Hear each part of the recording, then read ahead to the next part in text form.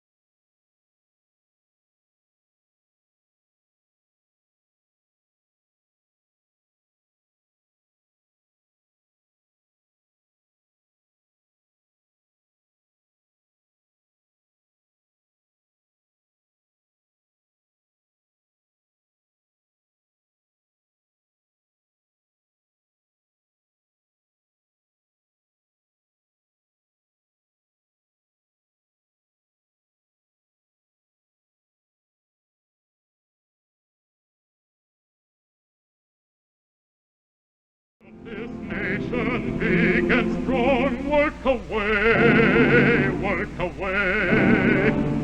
They've opened up a continent from sea to shining sea. A heritage they cast along and left to you and me.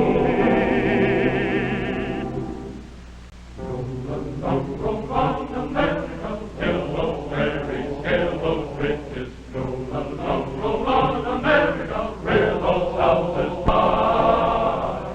Roll on, America, for that glory. Roll on, America, win those riches, earn that glory. Roll on, America, work and sing a song, America. Roll on, America.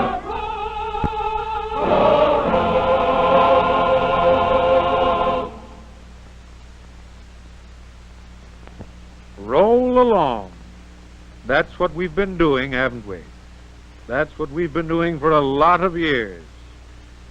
I don't claim much for my part, but gosh, when you think of all our American efforts together.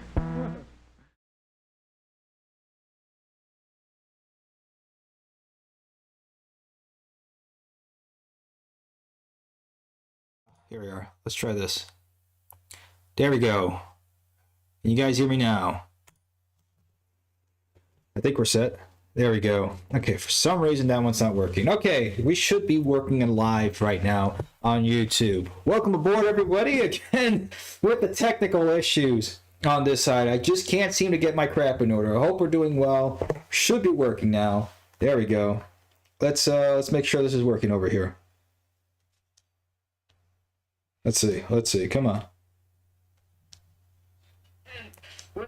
Yep, there we go. Alrighty.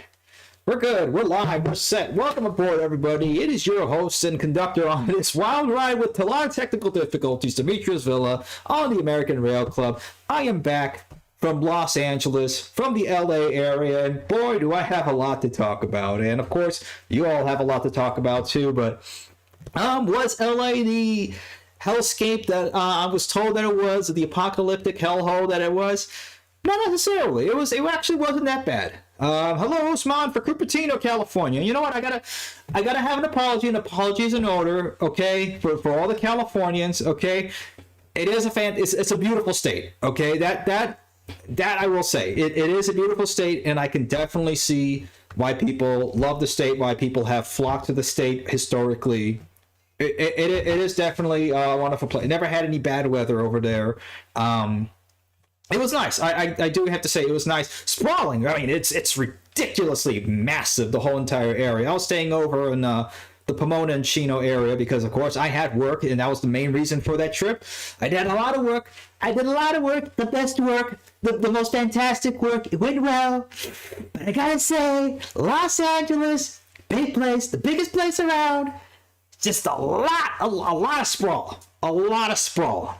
Okay, and I did go to the Rancho Cucamonga station, okay, because I had to check that out. I wasn't going to go all the way to Victorville. Forget that. I was not going up there. Okay, it was just too much driving all over the place. I'm saying no.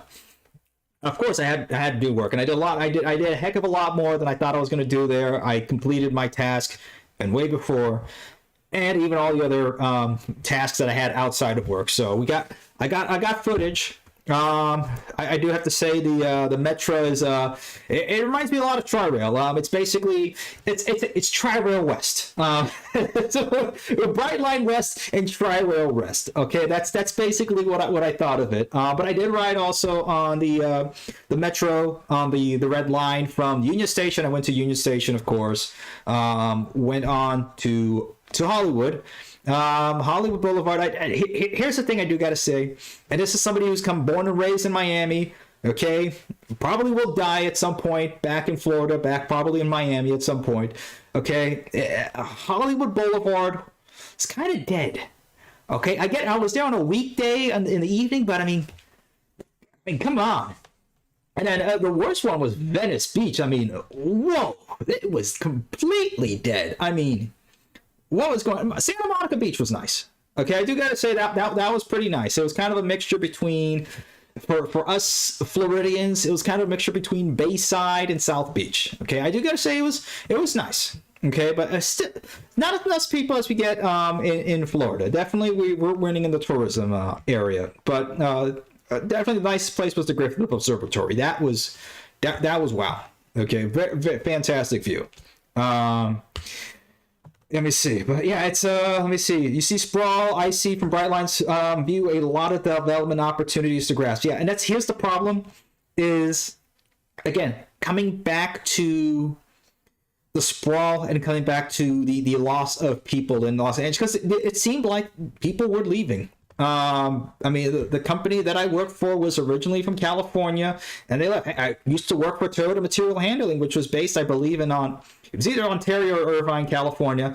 They left because it's way too expensive. And I will say, it's kind of weird for a state that they can sell raw milk at the grocery store, which is pretty cool, but I can't have a firearm.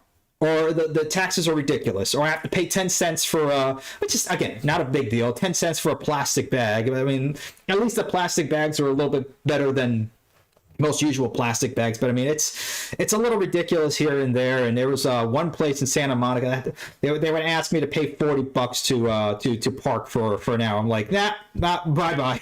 I just left. I just laughed and left. I don't care anymore. I really don't care. If you're gonna treat me like I'm just gonna leave. And then I found public parking for like $5, which wasn't bad, off the side of the street. So the thing is, Rancho Cucamonga is a fair ways away from the Union Station. And the problem with Los Angeles is that it kind of has a bit of a car problem. And by a bit of a car problem, I mean a lot of a car problem, because right now, the World Series is going on, right? And I used to be a big baseball fan, okay? The Marlins were really good back in the early 2000s. I mean, we won the World Series in 2004 against the Yankees, of all teams. I mean, that was crazy. And I still never forget that Josh Beckett, when he caught that pop ball up and just took the guy, that was fantastic. But whereas in New York, you can get from the subway into the Bronx and be able to go right across the street to the Yankee Stadium, you can't do the same thing in Los Angeles. Oh, come on. I just had this thing out here. Give me this. Come on. Show me the tweet. Show me the tweet. There we go. Got it. So here's the Los Angeles state, the LA Dodger Stadium. And you can already see the problem. I mean, look at this. It's a sea of concrete. Okay? And it says, yes, you can walk to Metro Rail after the Dodgers game. I'm gonna mute this because it's just annoying, and you don't need it. You just need my commentary. It's all downhill and it takes 25 minutes. First of all, no one wants to walk 25 minutes to a railway station, and most people can't really walk 25 minutes in the United States. We're talking about America, okay? Forget walking even 10 minutes for most of the population, okay? And you're asking them to walk 25 minutes. You have to go across this whole sea of concrete, and then you have to go down this road, which looks like the sidewalk here was an afterthought. And if you actually look at the video of somebody actually taking this, the whole sidewalk looked like an afterthought. And then you have to go across this pedestrian bridge across the I-10. Which is a pretty treacherous highway. It was cool, though. Then you have to go across, I don't know how many blocks all over the place. Then you have to go all the way over here, another block, and then you get to the rail station. So after going across a whole sea of concrete, after going down a treacherous road with a pretty dangerous... people are going to be drunk after the game. They're going to be zooming out. Then you have to go across the highway. Then you have to go across 5 blocks. And then you're at the station. That's kind of the problem here in Los Angeles. And this is the thing. What Brightline is doing, Brightline West, Las Vegas, from what I've heard, from what I've seen, is probably doing better than Los Angeles, pound for pound, per capita. Because people are leaving Los Angeles. People are leaving California. Even the sports teams, the Raiders, have left. Well, then again, I've been to San Francisco. I've been to Los Angeles. Los Angeles is better than San Francisco, without a doubt. Okay, I was there in San Francisco in 2017. I couldn't wait to get out and go to Tokyo, and I did not want to leave Tokyo after that. But regardless, Los Angeles is better than San Francisco. That's all right. We got that out of the way. Okay, so I can see why people would want to leave Oakland. Okay, Oakland is pretty bad. Don't even touch Oakland with a 10-foot, 20-foot, whatever foot pole. But again, it's very much a car problem. And the Metro Rail and the Metro system in Los Angeles was built in the 90s and 2000s. The late 80s, and when they started constructing it. But it's good. I would say it was pretty nice to go on, but I mean, first of all, I've never seen so many, and I will let everybody on in the audience very soon. First of all, I've never seen so many security detail and police officers. I do have the pictures and videos. I'm still wading through all of them, and then I will make a video and I'm going to use a lot of the beef footage for the Brightline West video that is in the making. But the thing is that, again, coming back to the point that I've said earlier, and I've been saying for the last couple of years, is that Americans do not feel safe in public transit. Okay, and that's very much an American problem. You don't go to Tokyo, you don't go to most other places outside the United States and feel unsafe in public transit. Most people aren't playing loud music. Most people aren't shuffling around weirdly, making some weird gestures or whatever, just coming up to you like this, or anything like that, or just weird looks from people. And then again, I'm very confident in self-defense and in myself. I mean, nobody's gonna, even if I don't have my piece on me, which in California you can't, unfortunately. But the point is that it's just weird, and there wasn't that many people writing on it, so it's kind of an afterthought.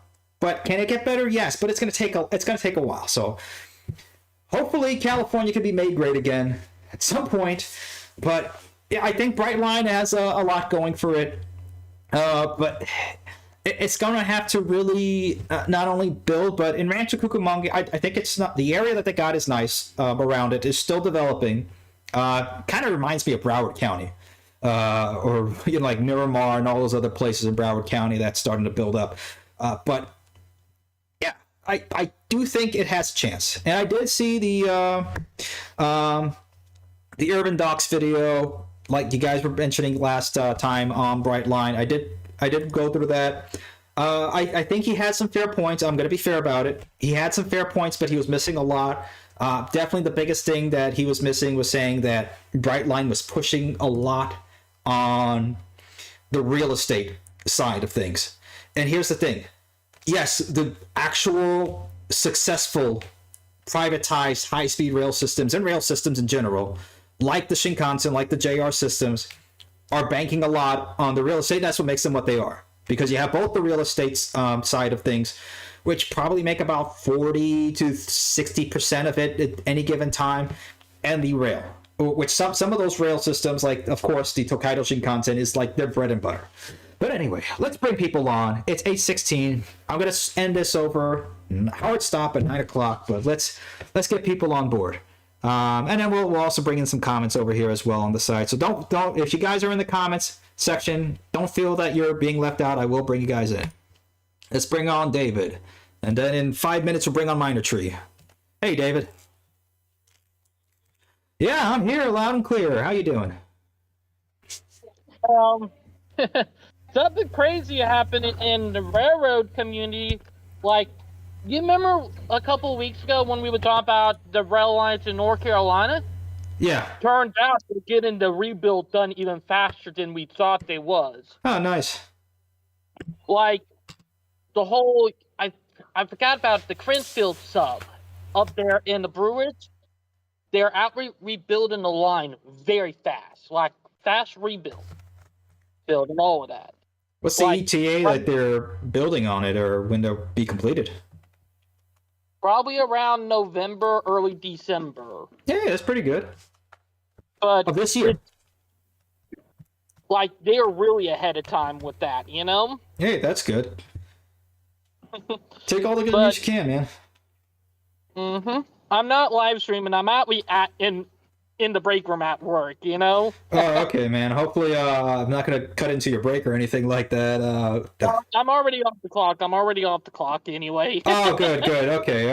You don't have to stay there in the break room to chat on, but I mean, thank you for doing so anyway. I appreciate you coming on, man. I'm just waiting for my coworker to get off, which I gotta wait until 10 o'clock until he get off. Ah, gotcha. Okay, no, that makes sense, man. I get you. But, like, there are another project, and a crazy one, the bridge in New Jersey for Amtrak on the Northeast Corridor that are part of that bridge portal project. It ahead of schedule, you know? Wait, the bridge portal project, where in New Jersey. Oh. The bridge that they're building to replace the old drawbridge? Right, the old drawbridge. The one that turns to the side, right? Yes. Okay. Yeah, that one I did. Yeah, I did hear about that one, that they were ahead on that one. But the rest of the project, I think it's, what is it, 2035 when it's supposed to be all completed at the very least?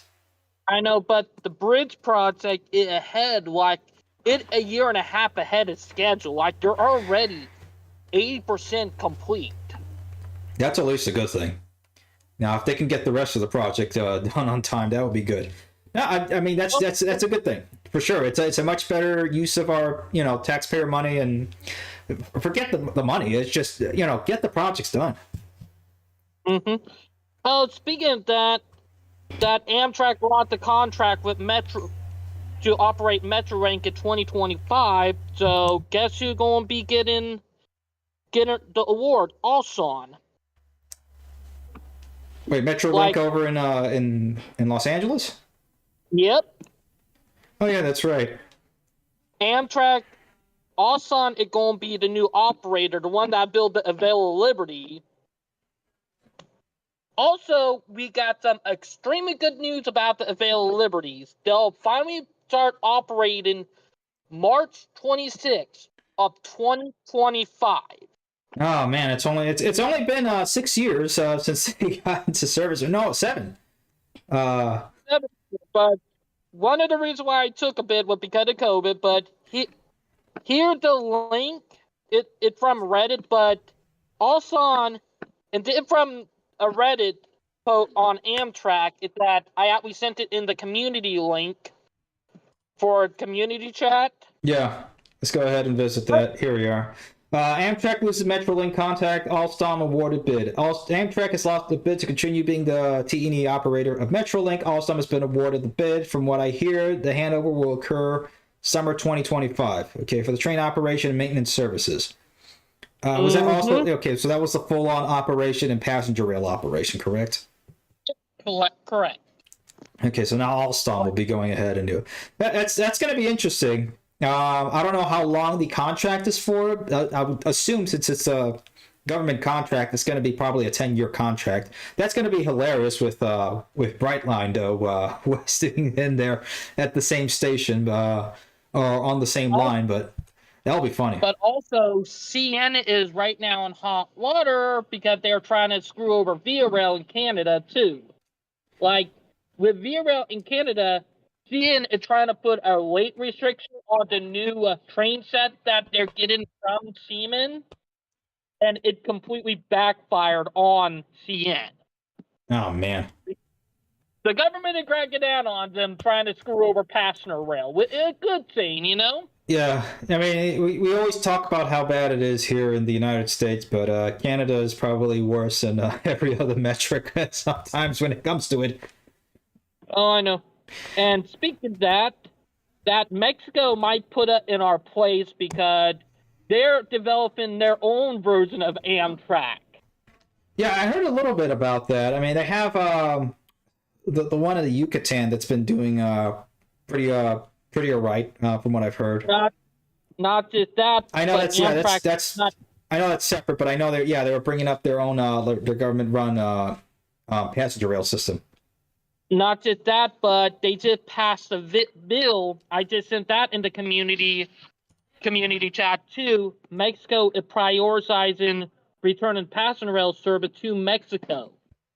There you go. Rail services reform bill passes Congress, ending decades of privatization. That can go either way, especially when it comes to Mexico. I'm not at all a fan of Claudia Sheinbaum in any sort of way or fashion, but I mean, look at that. 123 to 0. Like literally, they're getting their act together, and we're far behind. Yeah. You know. Let's see how it all pans out. Now here's the thing. It's so funny that Indonesia have high-speed rail. Africa have high-speed rail before the U.S. Yeah, it's crazy. Yeah, Morocco's running full-on high-speed rail, and even Kenya, I believe, is a 125 mile an hour project. The Chinese-built project, but still, I mean, it's just crazy. There's a whole lot that we can be doing in the United States, and we're just again, there's little political will, and that's really the main reason. It's just the lack of political will. Let's bring Not on. that, but the big corporation that would. Oh yeah, let's bring on Minor Tree over here, and let's push this out. Hello, can you hear me? Yep, loud and clear. How's it going, man? I'm doing great. I just started the timer so I don't go over. No worries. But yeah, there's no timer here. It was just full on lounge, so you're good to go, man. Okay, I'll just stop it. Yeah, so I went and voted on Thursday just before they closed, and I noticed something on the ballots here in Texas that should shock you to your core. I see you're sitting down. You're gonna need to be. I'm sitting. They did not have Vermin Supreme on the ballot. Interesting. He's a fan favorite candidate from all time, and he's not on the ballot. You know, at some point, maybe at some Halloween when I get older, I'm going to get a boot on my head to dress up as Vermin Supreme. But he promised every single American that he would make sure that everyone would have a pony. Now, some might want one that's talking and multicolored, but that's besides the point. He said he's going to get everyone a pony, and I'm pretty sure that would solve the car issue. Yeah, I'll take a pony. Yeah, why not? I couldn't get on one because I'd be a little too big. No, I just especially after going to Oklahoma City and the Cowboy Museum, I want a horse now. Yeah, it's that awkward moment when you can go around parts of Texas, and you're like, yeah, this is some cattle area, and then you look over, and there's a high rise just off in the corner of your eye, and you're like, that's less than 10 miles away. Yeah, well, funny enough, in Davie, Florida, and sometimes still, you still see people on horseback there. I remember when I used to go there a lot. There'd be a lot of horses on horseback. I mean, at least you'd see probably, one or two every 5 minutes going down the street, and they actually had ordinances for using horses on public streets or sidewalks and stuff like that, because it used to be a rancher town. It's still there. The laws are still there, and you sometimes still see people, very rarely now, because of course everybody's just been moving outside of Miami-Dade County. They've been moving over to either Broward or any of the other suburbs just to get away from all the sprawl. Which, I mean, comparing the size of Los Angeles, forget it. I mean, like the South Florida area is maybe a quarter of the size of Los Angeles, maybe, and that's really stretching it. But I mean, it's just that's kind of the issue all over the place. Just the amount of sprawl, and there's no full-on solution to be able to move people around. Heck, we'll take horses. Horses, until you have to deal with the amount of feces, because I mean, horses are animals, and what goes in must come out.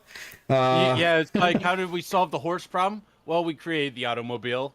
Yeah, well, the automobile, and also before New York had the subway, I mean, you had the horse carriages all over the place, and the horse-drawn streetcars, which were, I mean, they were necessary at the time, but I mean, they were a complete nightmare to deal with the amount of feces on there, and those companies were pretty corrupt too. So that's a whole other thing. I'm not going to go into right now, because we could be on there all day about that. Yeah, but in order to solve the sprawling problem, you're going to have to address the zoning issue, and you're not going to address the zoning issue unless you throw in mass transit, at least in the more urbanized suburban area and denser. Yeah, true.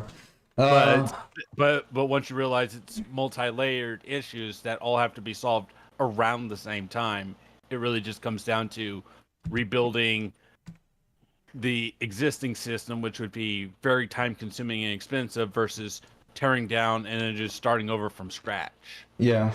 And of course, the biggest thing that people keep talking about is just again, this well, not purely an American problem, but very much an American, and you can say also maybe a Canadian and British problem at this rate, because London, forget it, it's an absolute that's I'd rather go to Los Angeles than London at this 100 times over it. I actually didn't feel too out of place in Los Angeles. I didn't feel that unsafe. I mean, it's just like any other American city at this rate, so I mean, it wasn't that bad. But London is pretty out of it. But let me see. Somebody said on YouTube, strangest moment I recall, that's Tara Shavenko. Strangest moment I recall in the New York subway was a man walking with a boombox to his ear playing music. When the song finished, people clapped for him. He didn't even sing or dance.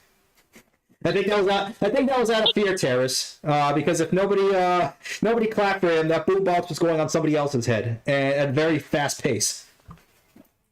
Oh no! Oh, speaking of Dimitri, I sent some stuff in the community chat for two other projects. One in Chicago, with a new extension project. Let's see.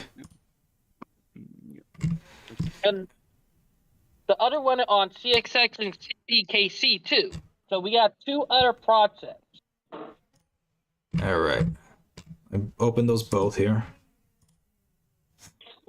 Chicago Create Project receives both mega infra grants. Oh, there we go. 10 projects with rail component among 44 receiving $4.2 billion in funding. Yeah, that's another city that's just completely sprawling. So, I mean, funny. I mean, it's what's crazy about Illinois. If you just drive through, like, southern or central part of Illinois, you can't really tell the difference between Indiana or Illinois. It's more or less the same. Same type of city, same type of people, same even down to the accent is pretty similar. But you go to Chicago. Chicago makes up the whole Chicagoland area is 70% of the entire Illinois population.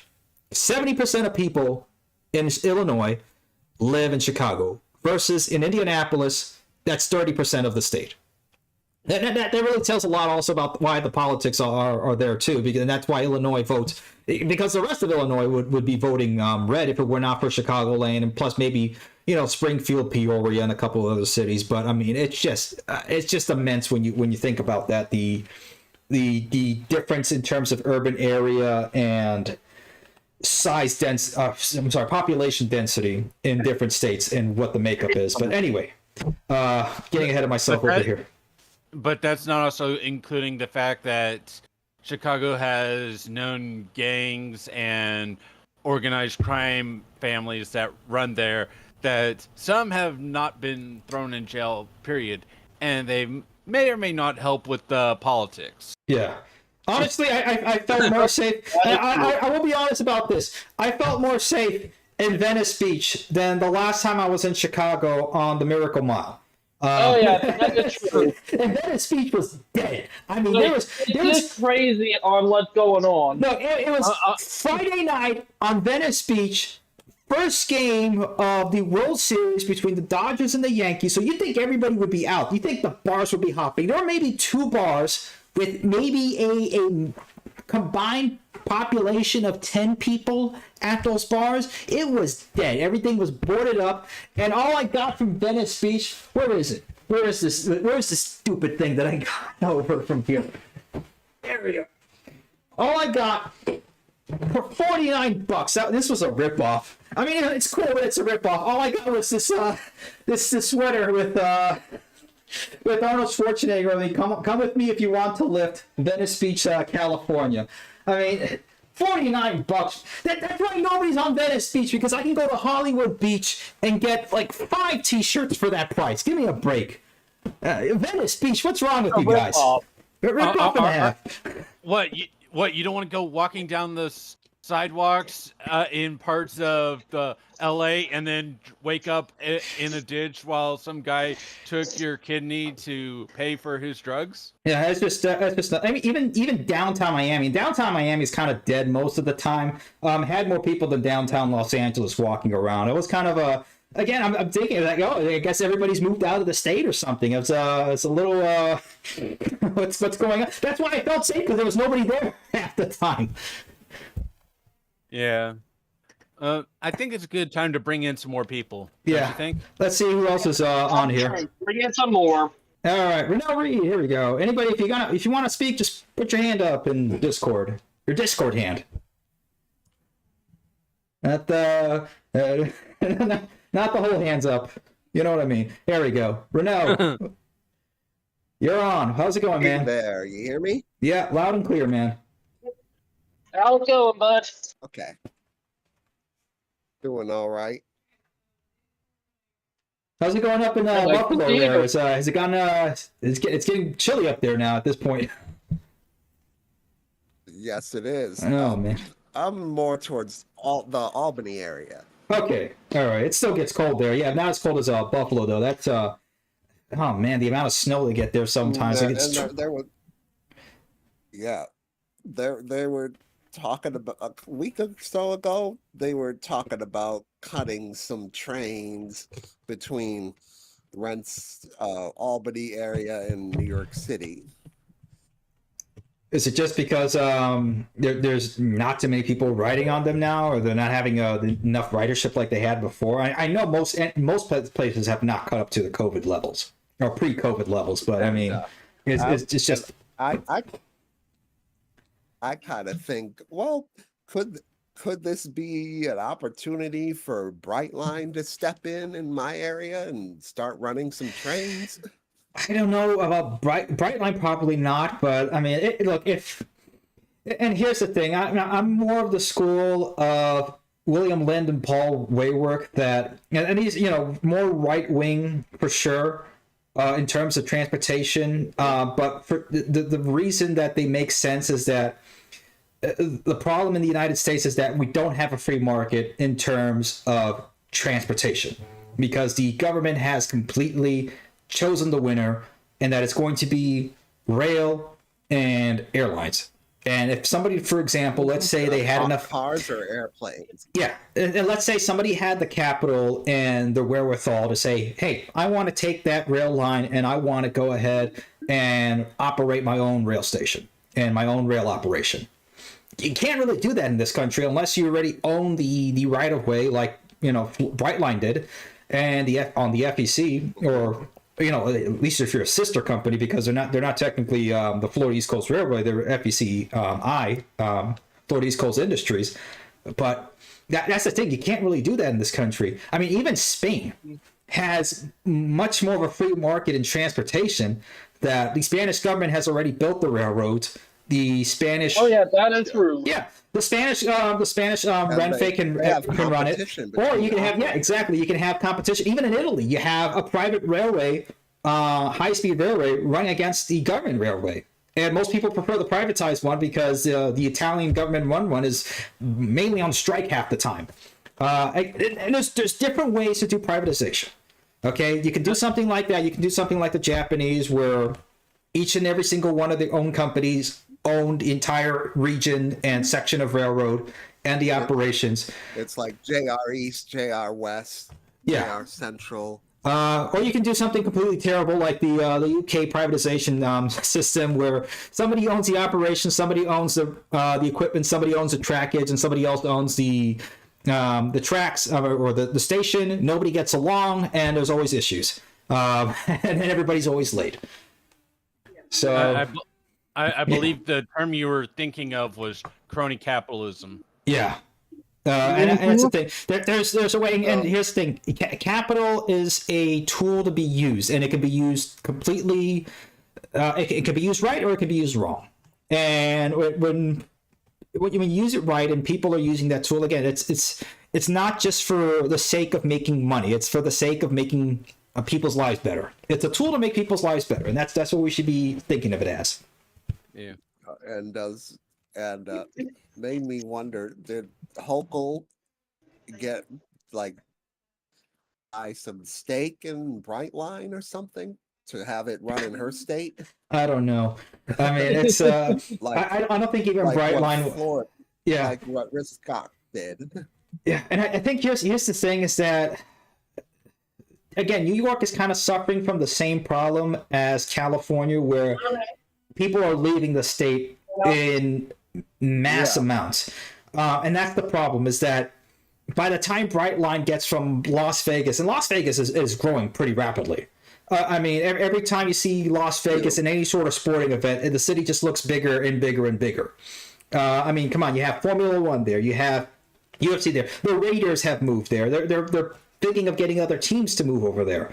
So, I mean, by the time they get from Las Vegas to Los Angeles, it's like they're going to be rolling into a ghost town at this rate. I mean, that's the thing. Miami just keeps on growing. Miami at this point just keeps on growing. Every time I go there, the traffic is worse. I mean, I had worse traffic in Miami than I had in Los Angeles. I get traffic is bad in Los Angeles. Even Indianapolis is worse right now at this rate with the car. It's pretty bad in New York too. Oh yeah, but I mean, here in Charleston, South Carolina, it gets pretty bad too. Like literally, traffic gets worse every year. Like there in one area called Johns Island, traffic on that island is so bad. If there were no traffic, it will only take you 15 to 20 minutes to get from one side of the island to the other. It now takes you 2 hours to get from one end to the other end. Yeah, let's bring up. I won't say this in Star Force. Just said it right now. By far, the worst city in the United States that I've ever driven in with the worst traffic is Chicago. By far, there is no good way to get around Chicago. It is the worst by far. Yeah, they have about the L trains in Chicago. They have the L, yes, and I feel like that is. Well, actually, I would say the Metro. Like, they really need to invest in getting making the Metro a regional rail service, because it's needed badly. And that whenever I've been on the Metro, it's been like the most reliable mode of transportation around Chicago, and it's not even close. Which it looks like that's what they're funding into right now here with this this Create project. Now it looks like they're funding a good amount into the Metro. Yeah, absolutely. I've heard they've been wanting to upgrade Union Station so that it becomes a regional like try to make it more of a kind of give it a bit of a just at least upgrade service, and then hopefully, because Union Station I feel like has the most potential out of any station in the U.S. to actually connect not just not just Illinois and much of the Midwest more efficiently, but also Chicago itself. And I feel like Yeah, having like that's an true. S-Bahn style service is going to alleviate a lot of issues with Oh yeah. getting around, because I have it if I swear, like, no matter where you go in Chicago, if you go like 5 miles, it takes like over half an hour. If you go into the city or anywhere else, it's at least an hour from my perspective. Yeah, I mean, the last time I went through Chicago, it Right. was a standstill through, going past O'Hare, and you're trying to just get away as far from the city as possible. But I mean, even it doesn't matter where you go, you'll be in a standstill, and you'll get. I counted it, 2 miles in 2 hours. Because I've had like two podcasts on it. They were all about an hour each, and like I look at the map. It's like, oh man, we've only gone 10 miles. Like not even 10 miles here. It's pretty bad. And Ned J10 on the comment said the 495 in DC is pretty good. Yeah, that I would say DC is probably number two. Yeah. I have to agree with that because I've been in DC before. Traffic there is terrible too. Yeah. Also, with the S-Bahn system can work in small city and big cities. Yeah. Yeah, it just has to be designed, built, run, and maintained properly. Which that takes some time and a good amount of work to do, but it's not too difficult. Hey. But And obviously, Philly's like one of the best examples right now. They're kind of leading in terms of rail service, in terms of like accessibility. A SEPTA? Yeah, the SEPTA is like the only actual true regional S-Bahn system in the U.S. In Toronto, I've been to Philly like once. Toronto is considering regional rail as well. Oh, speaking of that, Never been to Toronto. Speaking of, I did send another article talking about high-speed rail from Quebec to Toronto. They're talking about it. Oh, here we go again. Another high-speed rail study. Talking about at least increasing service between the cities. Yeah. Yeah, I heard about the frequency uptick that they wanted to get up there. Yeah, and before we go on, I want to answer a question in the comments. Ned asked about whether they'll see dark money coming to run ads like they did with Texas Central from the CEO of Southwest Airlines. I'm in Texas, and I've already been seeing that for the past few years, almost a decade now. So that's been a yes for a very long time. And Adam Besser's question of, wait, can airlines operate railroads or will it be a disaster? Case by case basis, but done right, they can work hand in hand at two different jobs and help each other out. Because right now, United High Speed Rail. Think of that. I mean, right now you have the former CEO of Delta heading Amtrak. I think he still is, right? Yeah, I believe train so. Delta. Yeah, what it called. Yeah, I mean, for one, it is cheaper to fly from Seattle, Washington to Denver, Colorado than it is to fly from Denver, Colorado to Aspen, Colorado on a small plane for the same airline on the same day, because it is not as economical to fly those smaller planes. Yeah. But if you replace that with a decent regional train, sure, that 1 hour flight becomes a 2 to 3 hour train journey, but it costs less per person. Not just that, but you got to factor in the 2 hours waited at the airport. Not necessarily. It's a possibility, but not necessarily. Yeah, it also it depends on the airport. I mean, I've been to small airports in the country. Like Corpus Christi is very easy to get into. Maybe took me like 15 minutes to get in, and TSA just didn't care over there. They just said, yeah, just leave your stuff in your bag and then just walk in. Don't even take off your shoes. They just didn't care. So it was like going through TSA, whatever the plus or whatever the pre-check that they already have and getting through.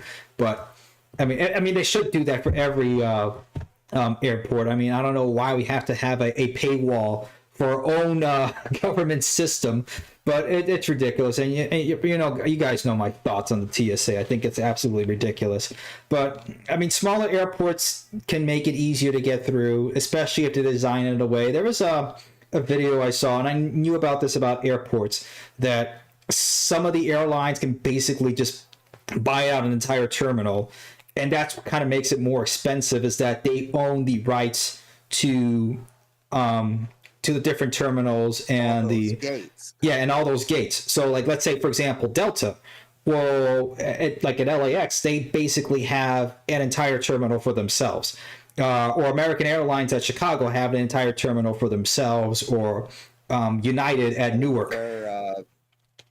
They're part owners of the airport. Right. So you can't have people going ahead and bidding on those. Let's say a smaller airline can go ahead and bid on those open terminals to go there. Whereas in Indianapolis, it's different, and that's why it's been rated one of the best airports in the country, is because there's nobody that owns any of the terminals. Any airline can bid on one terminal or another. You don't have, let's say, a Delta sign plastered somewhere permanently or anything like that. It just changes by the screen. And let's say if they need to reroute somebody from, let's say, one gate to another on the other side of the airport, not a problem. So again, it just comes down to that there really is no sort of free market practice within even the airlines. And there hasn't been, because they've been getting billions of dollars. I mean, they held up the U.S. government basically more or less hostage for $50 billion during the coup, saying, oh, we're going to fire all the workers if you don't do it. And they still did it anyway. Not all of them, but they fired a good chunk of them out. And now look at Boeing now with their strikes. So it's the whole airline industry has been a complete mess. Yeah. And while we're going and on, Spirit Airlines also. Let's forget Spirit Airlines. What's going on with Spirit Airlines? There are many airlines that we can leave behind, but let's at least bring in Grand Trunk to see what he says about the different airlines. Yeah, Grand Trunk, you're on. Oh, I've been on plenty. Welcome aboard, man. I've been on Welcome aboard. I've been on. I've been on United. Oh dear. I think I've been on Delta, but I don't remember her. It doesn't remember. Southwest is fairly good. I've been on Southwest. American Airlines is really good. I'm never flying on United ever again. I try to avoid United whenever I can. Oh No, yeah. They kicked me off a flight for no reason. Oh, are you serious? They kicked me off a flight when I was flying back from West Palm Beach. Oh, I think you told this story. Was this about the mask? Yeah. Oh man, yeah, that's ridiculous. Yeah, that was a fun 33 and a half hour Greyhound bus ride back. Oh man, that sucks. And this was just at the time when Brightline just had their lines from Miami to West Palm Beach, but it didn't go any further, so that didn't help me whatsoever. Oh man. See, that's the thing. It's about having choices, and you basically don't have any good choices available except for, well, you can go on a flight and spend whatever hundreds of dollars to get on there, or even $1,000 just to get from 400, 500 miles, or you can be stuck on a bus for whatever amount of time, just hours and hours on end.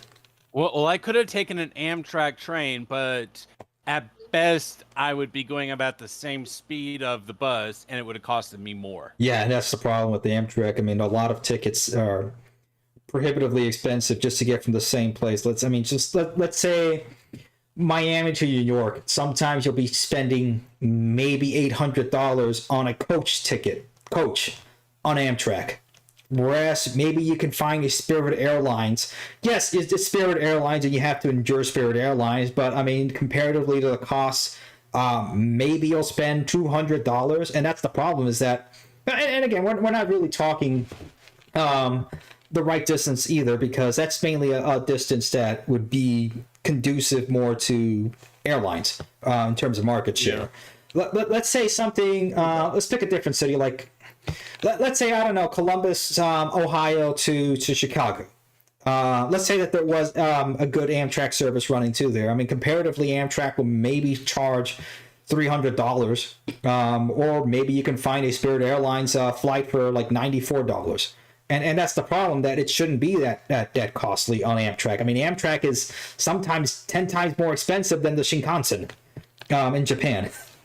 Which, like DC to New York. Yeah.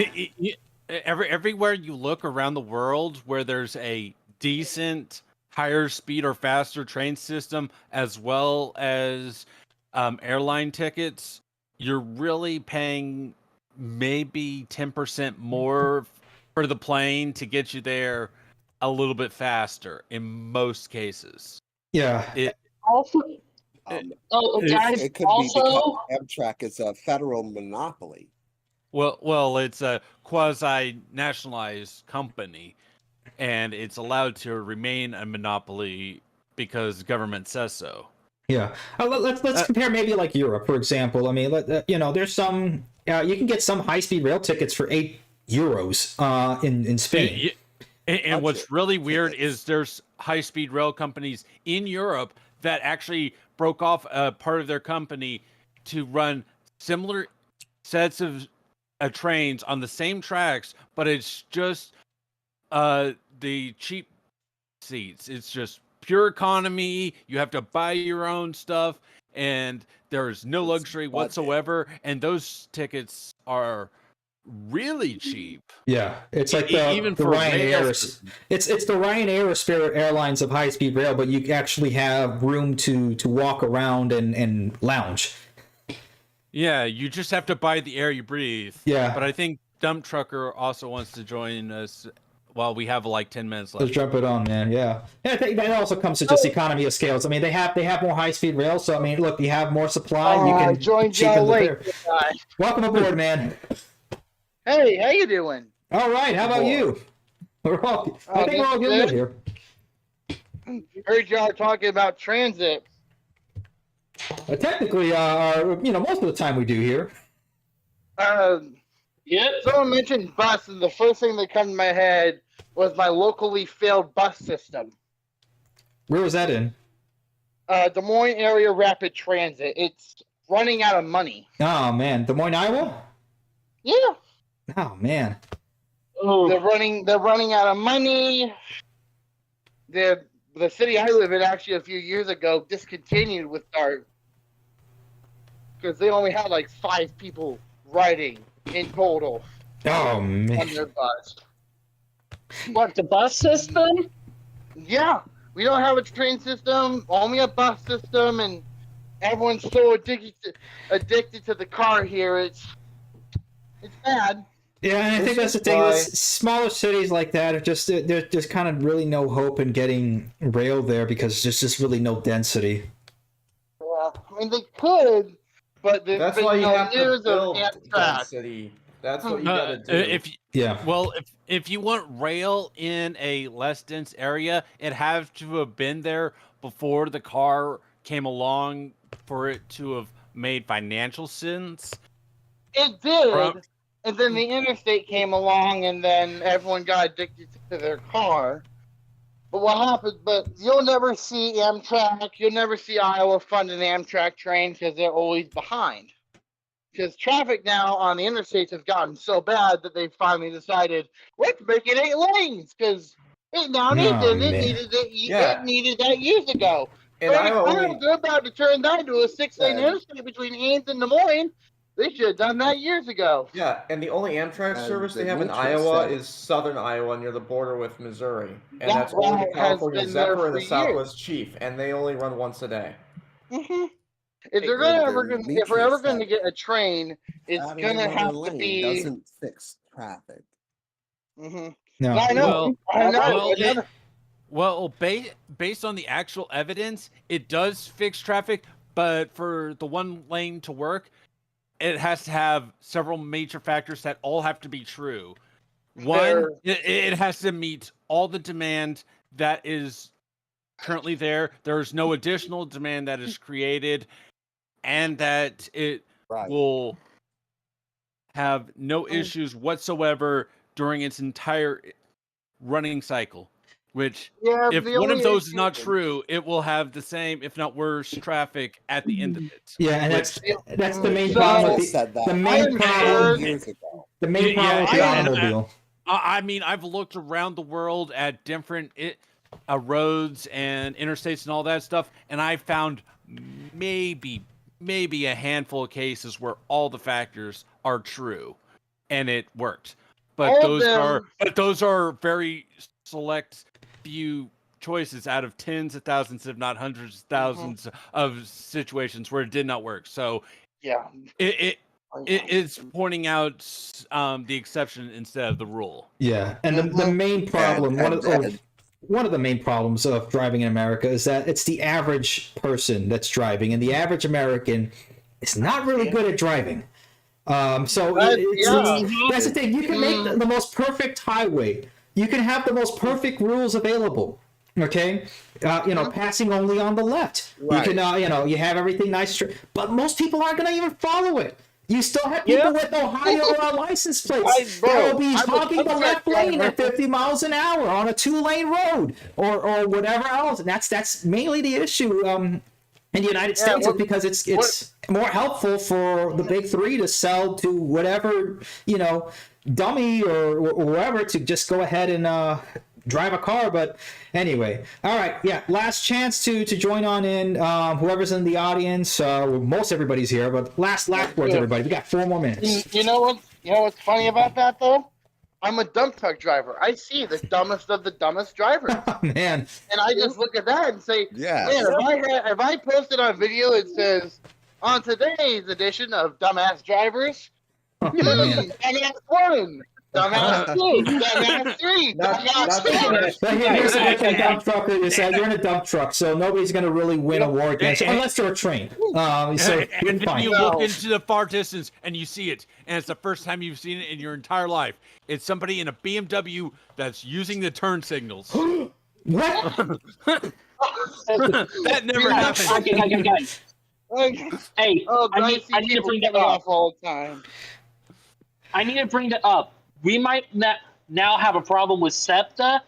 Pennsylvania might be cutting funding for SEPTA.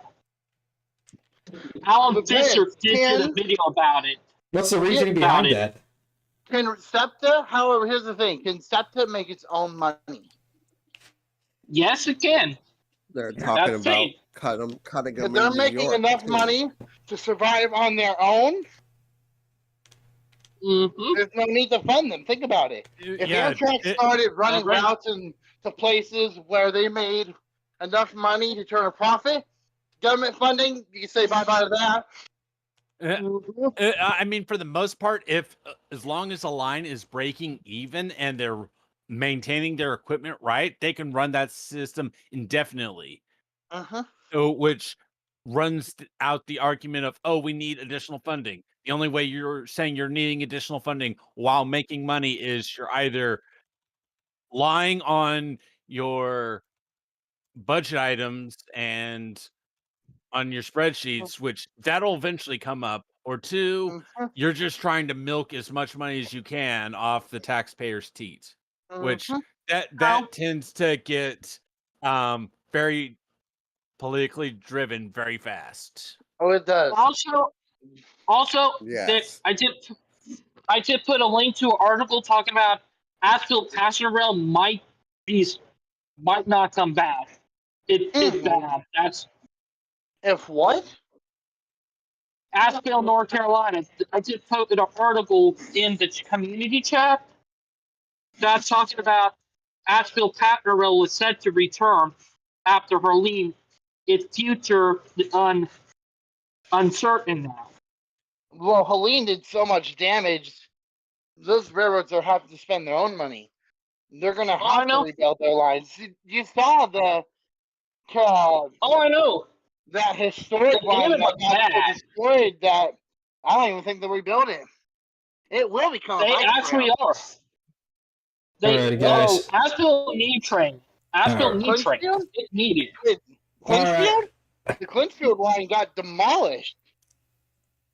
All right, guys, I we're know, heading into we're here at 9:00 here. Okay, last words. Okay, I'll leave it for 2 more minutes. Last words. Make it quick.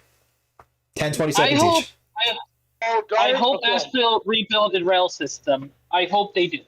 All righty, we'll just go from left to right, top to bottom here. Minor tree. Yeah, I mean, to make it simple, just have this rails and the boat system have the same deregulations that the trucking and airlines had back in the 60s and 70s. That solves the issue really fast. Yeah, makes sense. Star Force. Yeah, I would also say, basically, one of the solution that we need to see is we really need to start building more density, more dense neighborhoods. Yeah. Get those zoning restrictions out of there. Definitely true. We got a lot of work to do with that. Grand Trunk. And Here in the state of Michigan, they're reviving the plan of building up intercity rail system from Ann Arbor to Traverse City. All right. Oh yeah. Okay, Nerdell, now it's your turn. okay. I'd say we need to have like competition between passenger rail companies. Should Amtrak still be a major player? Yes. Should they be a monopoly? No. But Yeah. I do think we should have competition between Sella and probably let's say, Brightline or some other startup if it were to start. Yeah, and that makes. I mean, Amtrak's just going to be a major. They're going to be a major player for the next at least 30 years, by far. Dump trucker, 10, 20 seconds. Well, my system here in Des Moines has failed. The city north of us, the Ames with the college, is actually a very successful bus system, and so Iowa does not have a very bad bus system. It's just where I live is kind of sucky. Yeah, man, that kind of sucks there. I mean, hopefully things get better, but as it is, just like Minor Tree said, and I agree with this. If they haven't had a good system before, or at least a good history of rail system, you're just not going to have it there. Adam Everywhere, choosing you. 10, 20 seconds. Any last words here? First, last words. Can everybody hear me? Loud and clear, man. Yep. So basically, what's happening in the North Carolina with the hurricane, basically the tracks have been washed out. So basically, the end of the repair will be under Norfolk Southern's control. Is that right? Yeah, that would make sense. I think most some of those Yeah, lines that are. does. Yeah. Also, I do want to bring it up before we do go. Need to stop funding stupid highway projects. They're just a waste of time. Yeah, just I agree. do it right, get it done, and get it out of the way. And there needs to be let's put it this way: there needs to be a better mix of funding, because it's like 95% of any sort of transportation funding goes to road-based projects and rail and airways, and maybe the railroads get maybe a mix of 5%. Although it's gotten a little bit better in the last couple of years, I would say. During the Trump administration, it was a bit better, and then the Biden administration, that did get better. So I will give the Biden administration at least some credit where credit is due. Okay, they did do, and they did give a good amount of grants to a lot of transit systems. Let's see if that carries on. Whichever administration comes in, whether it's Trump or I guess. I don't know. But regardless, just we need to just start fixing this country, man. We are so far behind. But anyway, guys. Oh, yeah. Thank you so much, all of you, for coming on. We will have another stream this week, and we're going to make it more election focused. I'll have some news articles, and we'll go from there. And then we'll kind of do the same sort of thing over here. We'll make a sort of a little bit of a lounge, a mix of the regular live stream plus the lounge. So it's not just one at a time. We'll just have everybody on here and opine and debate and whatever, you guys. But thank you all for coming on board. This was pretty much a good success. So thank you all for coming. We live have Thank to you. stay safe and have a good night. Yep. Have a good night. And for everybody on YouTube, thank you all for joining. Godspeed. Take care. Hey, hey, hey. Peace. Yeah.